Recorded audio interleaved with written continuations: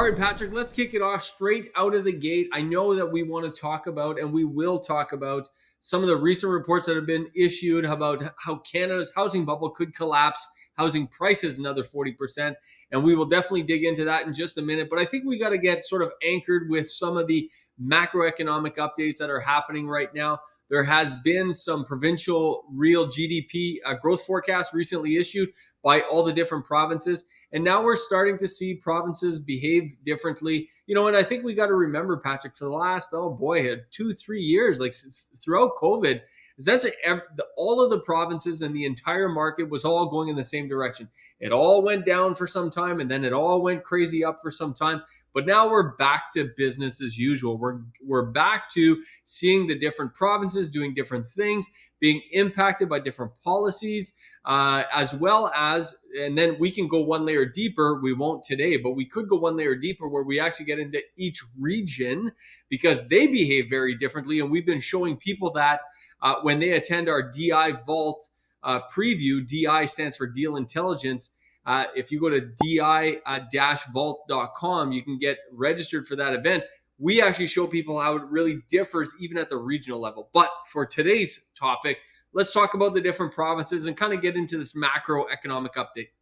Well, I want to go back and just kind of get people grounded in a few things. JG, I've been around long enough to have been through, I think, 5 different recessions. I've been through these cycles before, and I'm starting to see a repeat of some things. So we talk about macroeconomic, we look at the fundamentals, we talk about unemployment and GDP, and we really look at what drives real estate so that we have a view into the future, because as investors we get grounded in where's real estate going, not where it's been.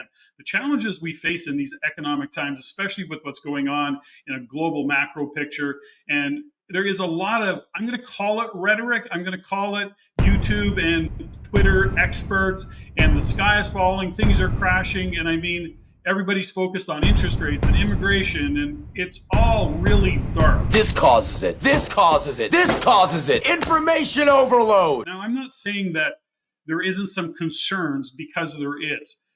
The thing as investors that we have to look at is say, in amongst all of this uncertainty and all of this confusion, where do the opportunities exist for us to put capital to work? Because when you look into the long term, real estate is still a great place to park your capital, to leverage your money. It is, right now we go through these times of, the bank is, having their stress test change. They don't want to, they actually don't want to fund investment. So it's harder, you're jumping through more hoops to get funding. All to say this, in all of that, there are some great opportunities. And so let's get grounded again in these economic fundamentals. It's why we do the research. It's why we keep bringing them forward, because it's the data, not the emotion, not the headlines, not the experts on Twitter going, there's a Canadian real estate bubble. I mean, I see that comment so often. It absolutely kind of drives me crazy, but people buy into it. And what we're here to say is don't buy into national averages, Canadian national bubbles. Like, we just got to get rid of the flutter, if you will, of dark and gloomy and all the rest of it. And I get all of it. It's all uncertain. It's all confusing. And that's what we're going to try and clear some of that clutter. 2 comments, Patrick. Number one, I think I'm going to call them Twexperts, which is Twitter experts. We're going to call them Twexperts. Good one. But it's not Twitter anymore. They are, in fact, experts. So anyways. Twexperts. I think Twexperts kind of rolls off the tongue a little better, but I hear you. What? My name's Twexperts. Learn it. Live it. Love it. Funny enough, by the way, did you see a recent interview where Elon called X Twitter? And everybody laughed at him, right? Obviously, because even he's calling it Twitter, so that's kind of funny. But you talked about, as we get into these macroeconomic updates, you talked about you having been through several recessions, in your 40 plus years of business. By the way, I notice every time I go through a recession, you seem to lose a little bit more hair. So I don't know how many recessions you got left in you, bro. How many? I'm going to be shaving my head soon. There's no doubt.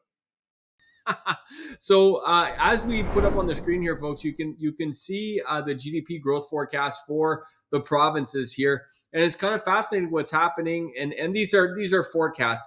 These are by far as much wrong as they are right, Patrick, because rarely do these other experts, whether they're experts or government experts. Do they ever get it right? But this is what people are forecasting. You really see kind of a slowdown or kind of a stabilization across the entire all of Canada. Alberta does better than most. Ontario at 1.1%, which is not much to write home about. BC's not much better at 1.2%. I'm kind of fascinated by Quebec under 1%. Not good for Quebec based on what they're looking at here. Even the revised numbers, though, JG, have already gotten softer. So there's no doubt that we're kind of on this edge of really nothing happening, no real productivity. We'll talk a little bit about what's going on from an unemployment point of view. There's nothing exciting about this market. It is a little scary, but I always want to go back to something that we have to consider. When we look at a real estate market, we say, okay, well, GDP is softer, unemployment's starting to kind of start to tick up in some areas and in some sectors. So we want to pay attention to all of that. But there is a part of this market that we've never dealt with before, and that is the record immigration that we're going to be talking about. So when we look at that, is it going to last forever at 1 million people a year? I don't think so. I think at some point, the light bulb has got to go on for our government, and they got to pay attention to the fact that they're bringing all these individuals in. And, a lot of them, because of their employment qualifications, are looking for kind of menial jobs, and there's lineups at McDonald's to get a job, or Tim Hortons, or whatever retail outlet, big lineups. You see it a lot in Toronto and that area. But the point is that it is a factor that we have to consider into this when we look at housing. So will the 1 million people a year that they're trying to bring into this country, will it start to come down? I think so. But even if they cut it in half, even if they actually cut it by 70%, we're not keeping up with the demand of housing. And that's one thing that we got to kind of stay grounded in and really watch those numbers, because it is having a huge impact on what's going on right across the country, but then again, specifically to some provinces. If you like what you learned here, go to the description below and subscribe for our free Insiders newsletter, where you can also stay up to date for our upcoming events and our courses. If you want to see more stuff like this, click here. If you want to see the entire show, click there.